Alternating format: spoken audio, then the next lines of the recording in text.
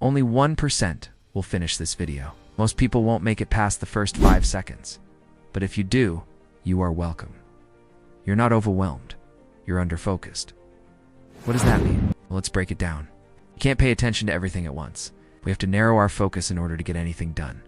But what happens when we narrow our focus too much? When we're hyper-focused on one thing, we're less able to see and attend to everything else. And that is how we get overwhelmed. It's not because things are so chaotic or there's so much going on. It's because we've boxed ourselves in by focusing only on one thing. So then what's the solution? Well, as the author of a book about resilience, let me give you the #1 tool I teach people to overcome overwhelm, which is this. You're not overwhelmed. You're underfocused. So now let's expand your focus so you can take control back. First, zoom out. See the big picture. What's the highest level view you can take of this situation? That'll put things in perspective. Second, zoom in. What's the smallest next step you can take right now in order to move forward and make progress toward whatever it is you're trying to accomplish? When we zoom out, we're reminded of the big picture. When we zoom in, we're reminded that even though we can't do everything all at once, we can do something. And that gives us hope and clarity, which leads to better decision-making. And that was a long-winded way of saying this is the actual formula you can use to stop feeling overwhelmed and start feeling like you're in control again. It's a simple formula, but it's incredibly powerful. It comes from a place of clarity. Clarity is power. When you're feeling overwhelmed, clarity is exactly what you're lacking. So here's how you use it. Step 1. Name it. Name what you're feeling. Say out loud or write down, I am overwhelmed. By naming it, you acknowledge it and you take away its power over you. I am overwhelmed. It's not a bad thing. It's just a fact. It's an observation about how you feel in this moment.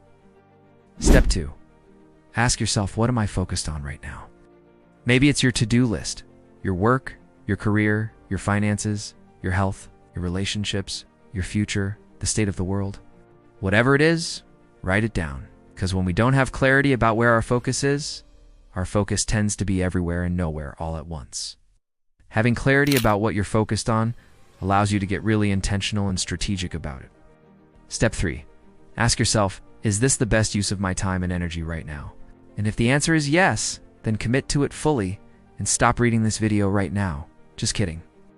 But if the answer is no, then it's time to shift your focus to what matters most. How do you do that? Well, step 4. Zoom out and identify the highest level view you can take of this situation. What's the big picture? Then zoom in and ask yourself, what's the smallest next step I can take right now?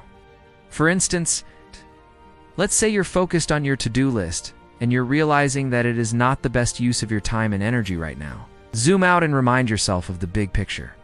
Why is your to-do list important? Maybe it's because you want to get more things done. Or maybe it's because you want to prove yourself to other people. Or maybe it's because you feel guilty when things don't get done. Then zoom in and ask yourself, what's the smallest next step I can take right now? Maybe it's just to look at my calendar and see what's coming up tomorrow. Or maybe it is to pick up my phone and call someone who can help me with some of these tasks. Or maybe it is to close my laptop and take a walk outside to clear my head so I can come back to this refreshed and ready to tackle it. The key here is that you have the power to choose where you focus your attention. Your focus determines your reality, so choose it wisely.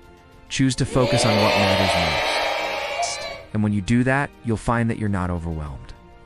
You're just underfocused. And that's not a bad thing.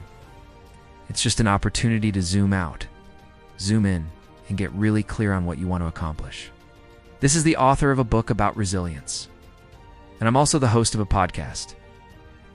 Thank you so much for watching, and I will see you next time. Do well to subscribe so you don't miss our next videos.